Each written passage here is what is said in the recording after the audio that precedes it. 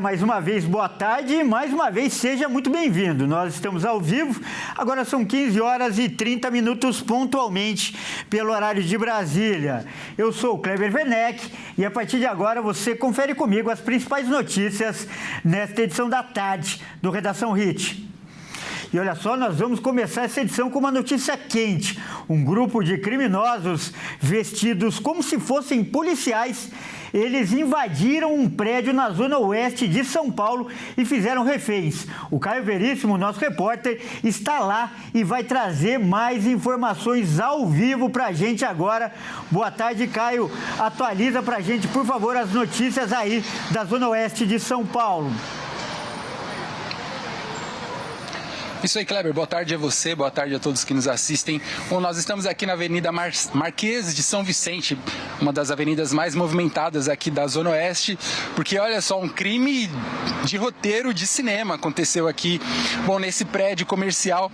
4 homens vestidos, trajados com vestes de polícia, como policiais, se apresentaram aqui na recepção desse prédio e disseram que precisavam subir os andares. Chegaram até o 21º andar, onde existe ali um escritório de engenharia, um escritório de uma construtora, e aí eles invadiram, fizeram as pessoas, ao menos três pessoas de reféns, roubaram as pessoas, furtaram ali, um crime assim realmente muito complexo. E olha, um pouquinho mais cedo a gente chegou aqui e conversou com um delegado que explicou um pouco de como foi a ação desses bandidos. Então vamos dar uma olhada no que o delegado falou. A ação ela começa com a notícia de que suspeitos adentraram aí um edifício comercial de múltiplos andares, aí, uma segurança reforçada. A gente acredita, as informações iniciais, elas são no sentido de que esses indivíduos adentraram mediante fraude, mediante falsa identificação, subiram para um dos andares aí superiores, posterior ao 20º andar, adentraram a um escritório, mão armada, mais de uma arma provavelmente,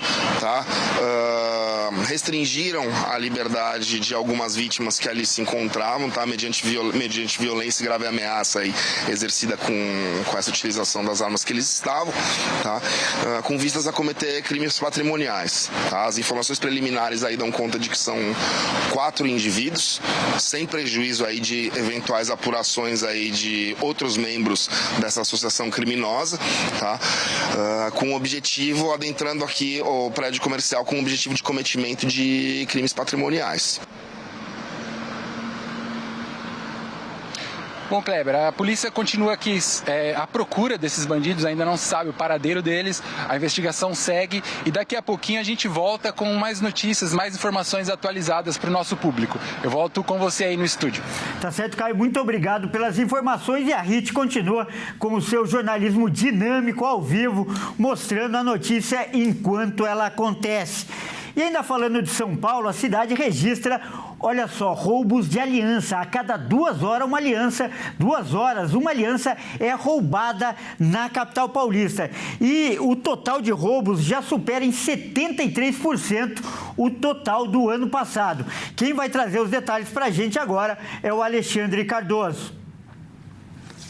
Segundo dados do portal da Transparência da Secretaria da Segurança Pública, a cidade de São Paulo registra uma aliança roubada a cada 2 horas entre janeiro e agosto deste ano. Somente nesse período foram mais de 2.800 roubos de aliança, quando comparado com 2024, o número foi de 1.600 casos. Isso representa um aumento de aproximadamente 73%. O estudo apresenta também em quais horários tem mais incidência de roubos, e o período da manhã é considerado o mais perigoso, com cerca de 37% dos casos, seguido do período da tarde, noite e madrugada. O crescimento desse tipo de crime acontece em um contexto de valorização do ouro pelo mercado internacional. Nessa segunda-feira, o ouro fechou em alta pela segunda sessão consecutiva, chegando próximo da máxima de $4.000 por onça Troy, que representa 31 gramas de ouro. Essa valorização acontece devido a movimentações políticas ao redor do globo e o andamento das tensões geopolíticas. Em nota, a Secretaria de Segurança Pública informou que intensificou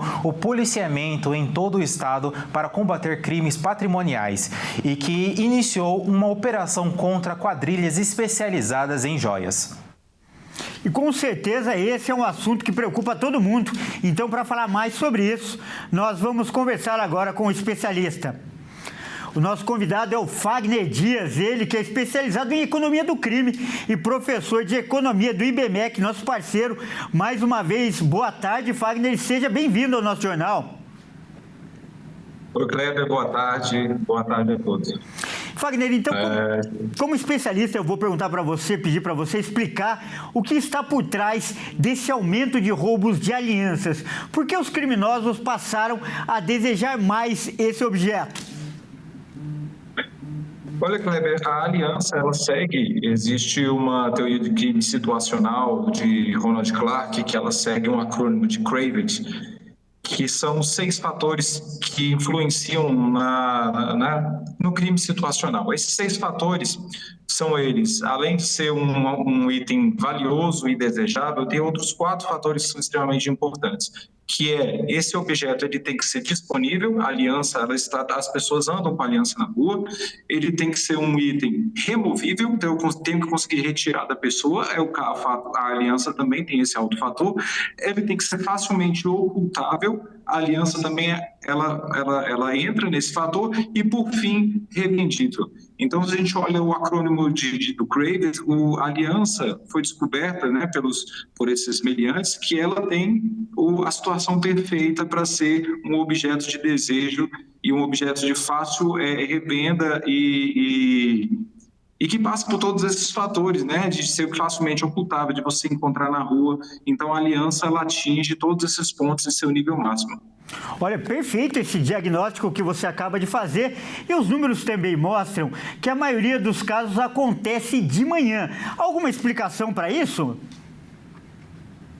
Então, possivelmente é porque é um horário, 2 situações, né? O primeiro deles é que é um horário onde as pessoas estão mais relaxadas, saindo de casa, e que o sistema policial ele tende a ter um reforço, principalmente no período da tarde.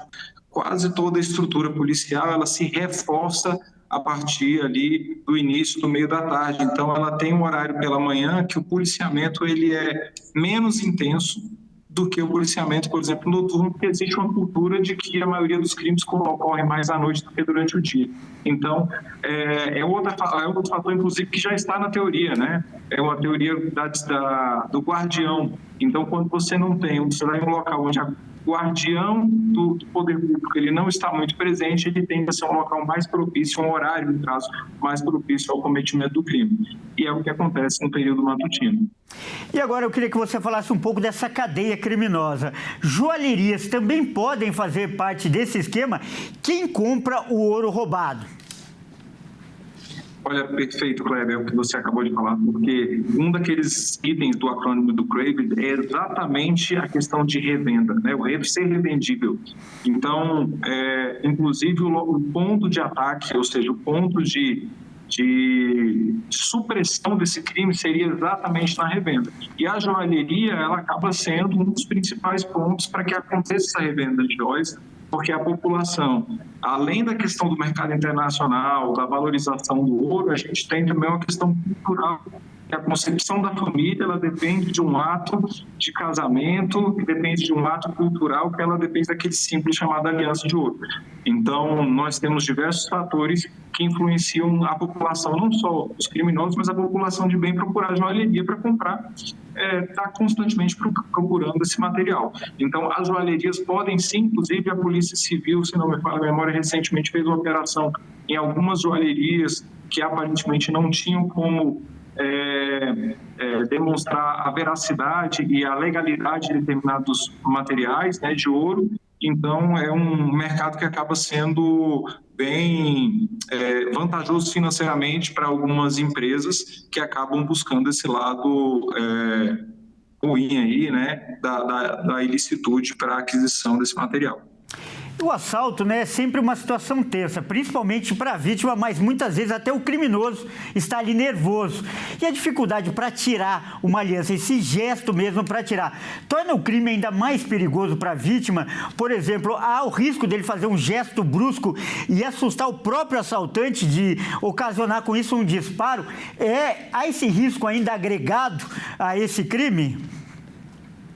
Com toda certeza, Kleber, e é um risco extremamente perigoso, né? Nós não estamos acostumados no nosso dia a dia a estar com uma arma apontada para a nossa cabeça, para o nosso corpo.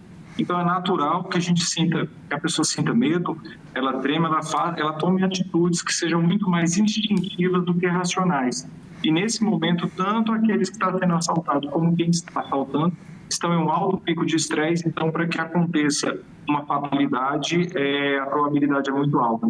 Então, estar preparado, e principalmente nos locais onde forem identificados maiores incidências desse crime, o ideal é retirar e não utilizar aliança nesses locais onde tem a principal a ocorrência do fato, até que a polícia faça o seu serviço e consiga atuar em cima desses pontos de revenda de ouro. Excelente essa dica, e com essa dica valiosa a gente encerra essa conversa. Nós acabamos de entrevistar o Fagner Dias, ele que é especializado em economia do crime e professor de economia do IBMEC. Mais uma vez, Fagner, muito obrigado pela participação, sempre agregando muito. Kleber, muito obrigado, uma ótima tarde. Grande abraço. Bom, vamos mudar de assunto agora e fazer nosso giro pelo país com os nossos repórteres. Vamos saber o que é notícia nesta terça-feira. Olha só, um homem, essa história é impressionante, ele foi preso 2 vezes no Rio de Janeiro em um intervalo de apenas 5 minutos.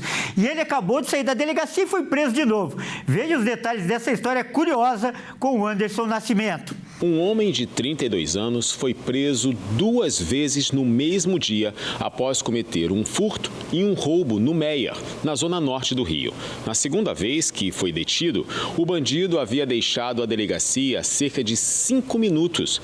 O caso aconteceu no último domingo. De acordo com a segurança presente do Meier, agentes foram acionados por um funcionário de um supermercado localizado na rua Coração de Maria, com a informação de que o suspeito havia furtado pacotes de café. A equipe constatou que o homem carregava 3 produtos de origem não comprovada e, com isso, foi detido em flagrante. O ladrão foi encaminhado à delegacia, onde os policiais instauraram uma investigação por furto simples. Após o registro da ocorrência, o homem deixou o distrital às 12h25. Às 12h30, agentes foram acionados para um outro furto em uma padaria na rua Adriano, a cerca de 100 metros da delegacia.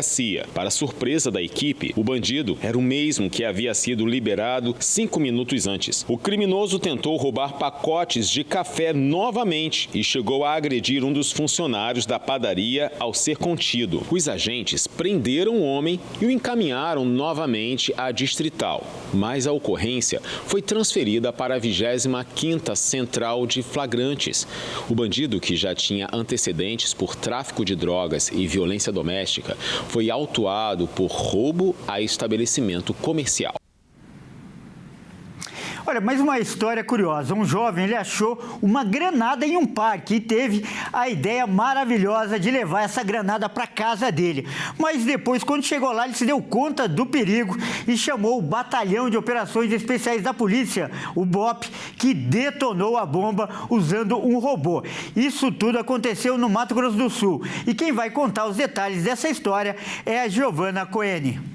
O BOP, o Batalhão de Operações Especiais da Polícia Militar, detonou um artefato encontrado por um jovem de 19 anos de idade em Campo Grande. Ele teria relatado à Polícia Civil que achou a granada há 3 meses dentro de um pote de sorvete perto do Lago do Amor, na Avenida George de Chaia. Também estavam no recipiente um revólver calibre 32, dezenas de cartuchos, sendo alguns deflagrados e outros intactos. Parte do material seria de fabricação antiga, incluindo cartuchos de carabina datados de 1928. Ele então teria decidido levar o pote para a casa onde morava, na Vila Ipiranga, e manter guardado em um armário. Quando se preparava para mudar com a família para a cidade de Ribas do Rio Pardo, lembrou do material e decidiu acionar a Polícia Militar. O BOP foi até a residência e isolou a área para fazer a detonação controlada da granada no quintal, com a ajuda de um robô especialmente treinado para lidar com explosivos. O robô passou pela garagem da casa e se aproximou do local onde o artefato foi desarmado. Em seguida, um policial se aproximou do chão e acionou a explosão.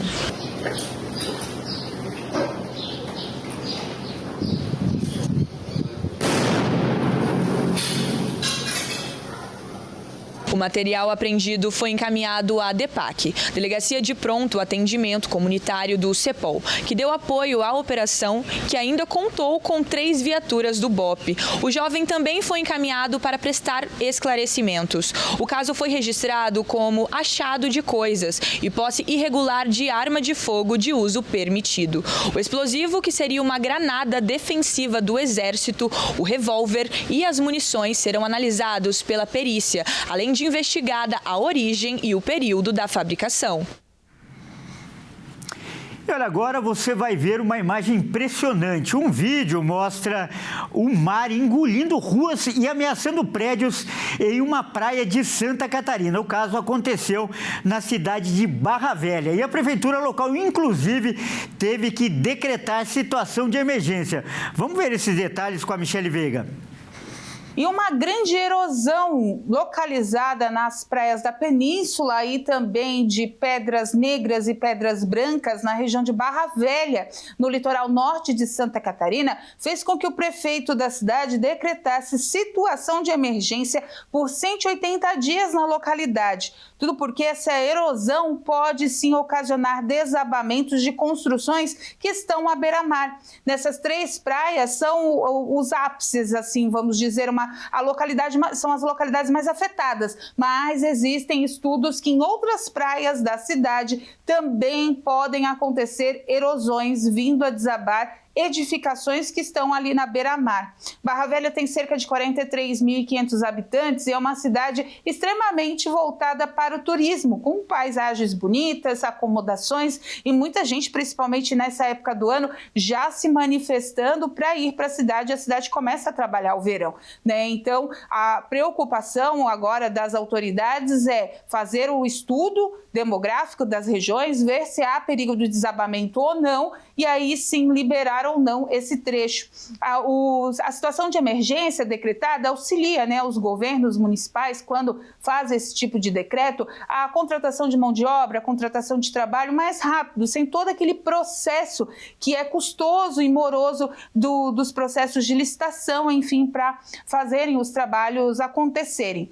Então, portanto, agora os estudos serão realizados nessa área, ninguém ainda tem relatórios aí de machucados, feridos, enfim, não, por enquanto são perspectivas de que pode sim haver desabamento devido a essas crateras que estão por baixo dessas edificações. Lembrando que Santa Catarina tem sido manchete constantemente, né, dessas mudanças que o humano está fazendo aí nas áreas de praia. Balneário Camboriú teve alargamento da faixa de areia, outras praias também estão estudando essa possibilidade, porque o mar avançou, né, no que é dele, só que lá na frente, no que seria faixa de areia, naturalmente já tem construções e isso tudo acarreta alguns problemas, né, devido a essa intervenção humana no que é da natureza. Lá em Barra Velha, a gente vai continuar acompanhando a situação, então, por 180 dias, decreto de situação de emergência para avaliar essas edificações, principalmente nas regiões à beira-mar. E agora uma notícia lamentável. Um levantamento revelou que a cada 10 mulheres diagnosticadas com câncer de mama, uma é abandonada pelo marido após a confirmação da doença. Vamos ver agora com a Amanda Silva. No Outubro Rosa, mês de conscientização sobre o câncer de mama, o tipo mais comum aqui no Brasil, uma pesquisa foi realizada pela Federação Brasileira de Instituições Filantrópicas de Apoio à Saúde da Mama, em parceria com Datafolha e AstraZeneca, que revelou que em cada 10 mulheres diagnosticadas com câncer de mama, uma é abandonada pelo parceiro após a confirmação da doença. O levantamento analisou a resposta de 240 mulheres nas cidades de São Paulo, Rio de Janeiro, Salvador, Curitiba e Goiânia. Quando a mulher recebe o diagnóstico, ela precisa lidar com vários sentimentos ao mesmo tempo, e os pesquisadores do estudo destacaram a importância do apoio da família e do companheiro durante o tratamento. Muitas mulheres relataram que o suporte emocional é fundamental para que consigam continuar com o tratamento. A presença de um acompanhante, especialmente nesses momentos difíceis, podem ajudar a mulher a criar forças para seguir em frente em um tratamento que deixa marcas físicas e no psicológico. De acordo com especialistas, um dos principais fatores para o abandono de mulheres e até mesmo o divórcio é o próprio diagnóstico de câncer ou o nascimento de um filho com necessidades especiais.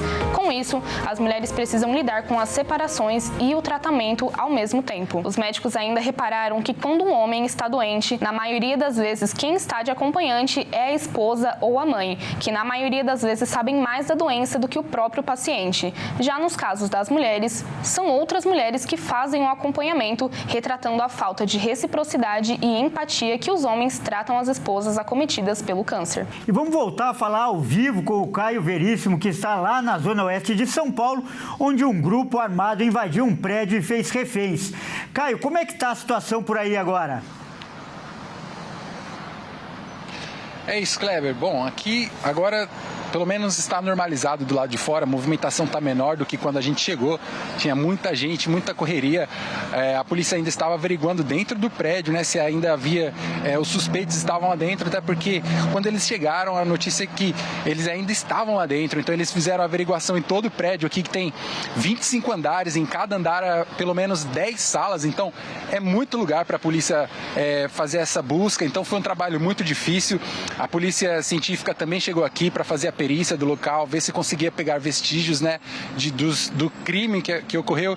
E olha só, uma informação que a gente tem é que os bandidos eles conseguiram roubar aí pelo menos 3 milhões de reais, ou seja, no momento que eles entraram nesse escritório da construtora, né, esse escritório de engenharia, eles fizeram 3 pessoas reféns e uma dessas ficou ali no computador com uma arma na cabeça, segundo a polícia falou conosco aqui mais cedo, e essa pessoa foi então orientada a fazer todo esse Pix, a fazer essa movimentação, chegou aí pelo menos a 3 milhões de reais. A polícia ainda está investigando, esse número ainda pode aumentar, porque pesquisas ainda estão sendo feitas dos materiais físicos que foram levados, então o prejuízo pode ser muito maior. Bom, a polícia encaminhou as pessoas que sofreram, né, todo esse ataque ali, as 3 vítimas que foram feitas de reféns, as outras vítimas que estavam no local foram levadas para o 23º DP para dar seus depoimentos, esclarecer como foi a situação. Não contaram para a gente, ainda não há essa informação se eles sofreram agressões físicas, né? Mas tudo isso vai ser relatado nessa ida deles até o DP, então a gente segue aguardando mais informações, a gente vai seguir por aqui e novas informações a gente traz para o nosso público, Kleber. Por enquanto é isso, eu volto com você aí no estúdio. Tá certo, Caio, muito obrigado pelas informações e você acompanha a cobertura completa desse caso no Jornal das 18h30. Bom, vamos mudar de assunto porque agora é hora da gente falar de esportes aqui no Redação Hit. E quem traz as informações é o Bruno Buenos Aires. Bruno, entre em nosso estúdio. Boa tarde, Bruno. Bem-vindo mais uma vez. Bruno, vamos começar falando de boxe, né? Um assunto que gerou polêmica na semana passada, mas hoje nós tivemos uma lenda anunciando a aposentadoria. Conta pra gente. É isso mesmo, Kleber. Boa tarde a você e também a todos que nos assistem. O tetracampeão Popó revelou que vai se aposentar após 35 anos lutando. Ele se emocionou bastante no anúncio que nunca mais subirá profissionalmente em um ringue. Vamos conferir. Considerado uma lenda do boxe, Acelino Popó Freitas anunciou que vai pendurar as luvas durante uma entrevista de um evento de luta. Ele foi a atração principal das 6 primeiras edições desse torneio e participaria da 7ª contra o empresário Diego Alemão. Porém, o tetracampeão mundial de boxe passou por uma cirurgia na mão direita, após a briga entre as equipes dele e de Vanderlei Silva. Com muita emoção, Popó foi às lágrimas ao fazer um forte desabafo sobre a luta contra Vanderlei e anunciar a sua aposentadoria. A minha vergonha foi tão grande que hoje eu paro de lutar, não quero mais saber de boxe. Estou aqui para ajudar a organizar junto com vocês, mas para mim foi muito vergonhoso tudo que eu passei em cima do ringue.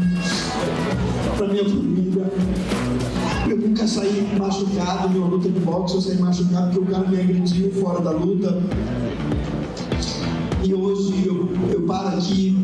Popó também reforçou que a decisão de parar após 35 anos no esporte é principalmente para preservar a sua saúde e se dedicar à família.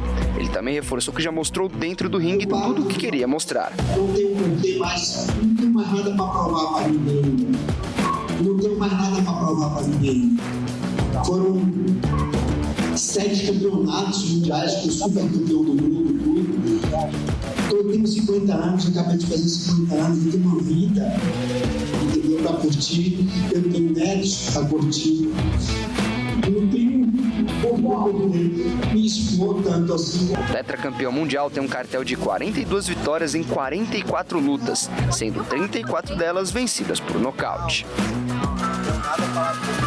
Vamos mudar de assunto agora, Bruno, para a gente falar de seleção brasileira. Afinal, nós estamos na data FIFA e a seleção vai entrar em campo essa semana para disputar amistosos, não é, Bruno? Exatamente, Kleber. O Brasil ainda está nos preparativos para enfrentar a Coreia nesta sexta-feira. Rodrigo, que está de volta à seleção, depois de um tempo, falou que esse tempo que passou fora foi bem difícil na carreira, mas que também serviu de aprendizado. Vamos dar uma olhada. A seleção brasileira continua sua preparação para encarar a Coreia do Sul na próxima sexta-feira, em Seul, capital coreana. Uma das novidades na convocação de Ancelotti foi o atacante Rodrigo, que está de volta na seleção após 6 meses e meio. O Raio e o comandante italiano já trabalharam juntos no Real Madrid. A última vez que Rodrigo entrou em campo com a camisa amarelinha foi em março desse ano, na derrota por 4-1 do Brasil para a Argentina, em Buenos Aires, pelas eliminatórias. Rodrigo foi um dos jogadores que falaram com a imprensa antes do treino. O atacante falou sobre esse tempo que esteve fora. Bom, realmente foi um longo tempo, né? Para mim pareceu uma eternidade estar longe da seleção. Foi um tempo difícil, passei por muitas coisas durante esse tempo, mas foi bom para refletir, para esfriar a cabeça, colocar a cabeça no lugar, e hoje eu me sinto bem, me sinto pronto para estar aqui novamente, para entregar o meu melhor, demonstrar a minha melhor versão no futebol, na seleção. Um prazer estar com o Ancelotti aqui, que é o cara que sempre me ajudou muito na minha carreira, um cara que deu um up assim na minha carreira. Com certeza nas mãos dele eu evoluí de nível, e é um prazer ontem reencontrar ele falar o quanto ele tá gostando, o quanto é bom o ambiente. Eu falei, mister, aqui é sempre assim, o ambiente é muito bom, por isso que eu gosto tanto de estar aqui, é sempre um prazer. E é isso, foi um longo período longe, mas agora eu tô de volta, tô bem e espero entregar o meu melhor aqui. Bom, então é isso, Kleber, eu fico por aqui. Um abraço a você e uma ótima tarde a todos que nos assistem também. Até mais. Muito obrigado pelas informações e até mais, Bruno. Bom, essa edição também fica por aqui. Eu agradeço demais a sua companhia. E você que não nos acompanha pela Rede TV, fique agora com a sua programação local. Ótima tarde e até mais.